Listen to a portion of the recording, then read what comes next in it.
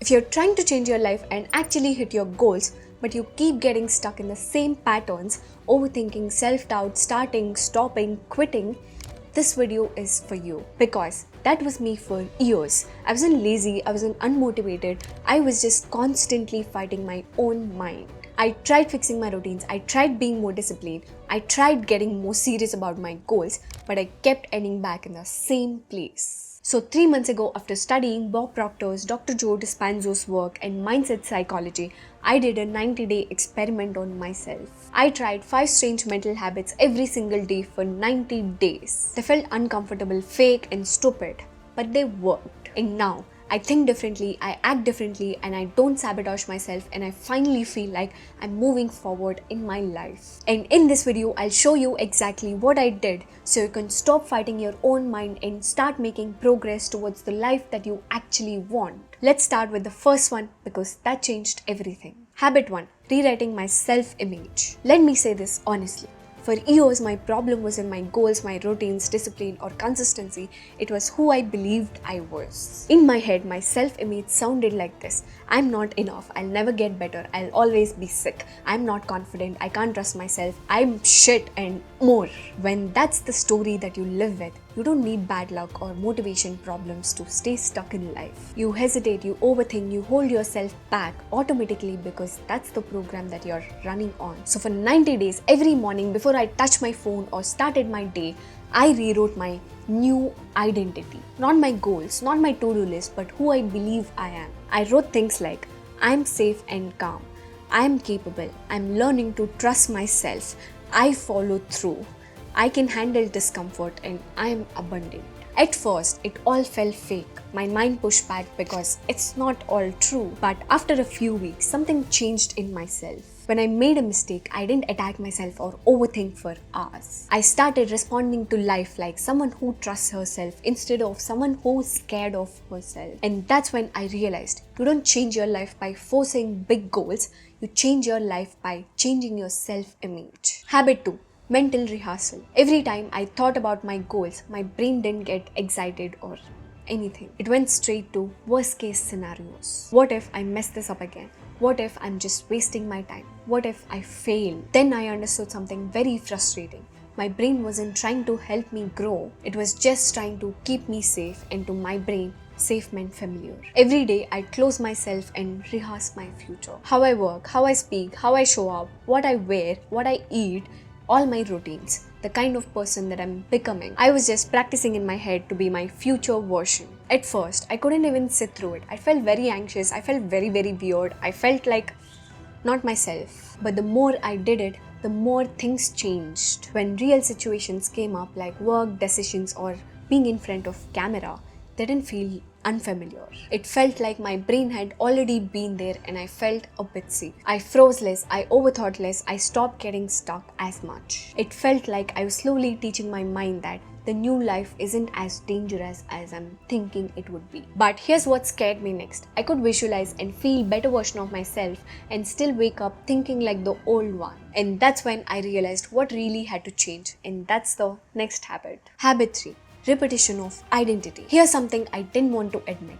My old identity wasn't built by one big failure. It was built by what I and people around me told myself every day since I was a kid. And for years, the same lines played in my head about myself. I'm not good enough, I always mess up things, and I'm skinny and I don't look good, and I am behind in life. After you hear something long enough, your brain believes that this is who I am. So I started repeating a new story on purpose every day. I'm becoming disciplined, I'm confident, I trust myself, and I'm safe. I'm building my future, which is going to be amazing. It was very difficult to believe, but later, the voice that used to tear me down got quieter. The doubts didn't hit as hard, and the new voice started showing up often. And that's when I realized that your identity isn't changed by one big decision, or you thinking about it once, or writing it down once, or here and there. It's changed by what you repeat until your brain starts treating it as normal. Habit 4. Acting as if. This is where life started testing me for real. It's one thing to think differently in your head. It's another thing to show up differently when your heart is racing and you feel like you're about to have a panic attack. And that's when I noticed something about myself. I kept waiting to feel confident all my life before I actually moved. So I changed that about myself. In small moments in my life every day,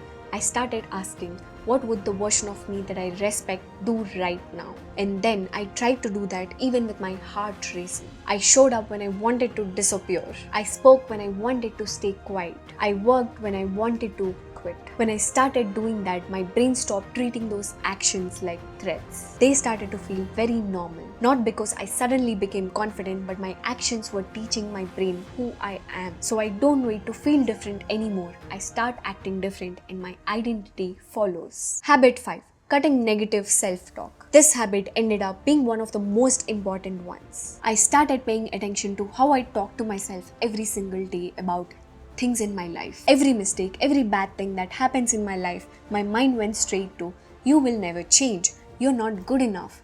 You always make these mistakes. Why don't you quit and do something else? And I realized something. I wouldn't let anyone talk to me like that, but why was I allowing my brain to do it all day? So I made one rule. I don't let my mind talk to me like that anymore. It's not forcing fake positivity. It's just not being so harsh on myself. When my brain said, I failed again, I'd say, it's okay.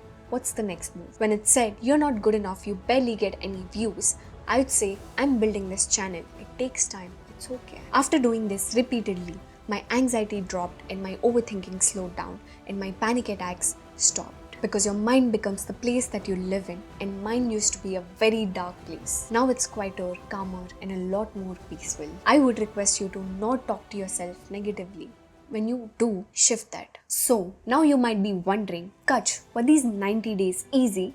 No, not at all. They were very uncomfortable and some days I wanted to quit and go back to my old self. Even feeling all of this, I kept telling myself that, Kach, you have to keep moving forward. You have no option but to go forward in life. Now if I look back, they were the best 90 days of my life. Not because everything is perfect, because I'm not fighting myself anymore.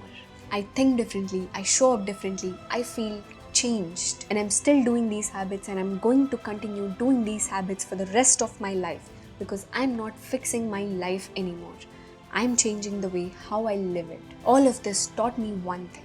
You don't need a new life, you need a new way your mind runs. And that's what changed for me. So if you're done letting your old patterns control your life, comment identity so you know and I know that you are serious this time. And don't stop here. Watch how I brainwash myself to success next. That's where I show you how you can rewire your brain to success.